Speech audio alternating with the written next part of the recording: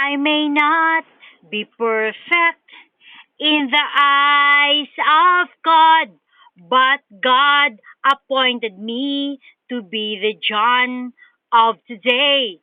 Scholars in the past and the wise of the current days are expecting for my great arrival the ball fire that entered my heart on the eve of the last day of the first month of the year of Jubilee 2009 is the spirit of righteousness for the peace of God to the world, a hope for charity.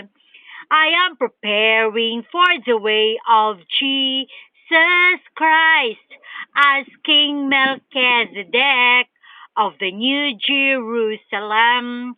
I am rebuilding the ruins of the old and new Jerusalem, for the Ark of Covenant is rebirthing now before the glorious coming of Jesus Christ.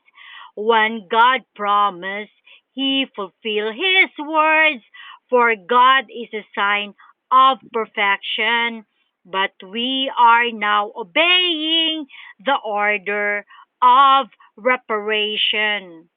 I am restoring the love of people to the Almighty God. This is the time of reconciliation. Forgive and let go is loving selflessly. Please don't greed yourselves for the eternal richness in heaven. I am reminding you the passion of Jesus Christ. He had to die for us to understand the whole mysteries of God's master plan.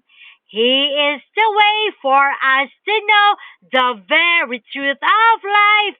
He is an abider of the whole commandments. More importantly, the fifth commandment, honoring his father and mother's will, to shed blood to redeem us from all sins.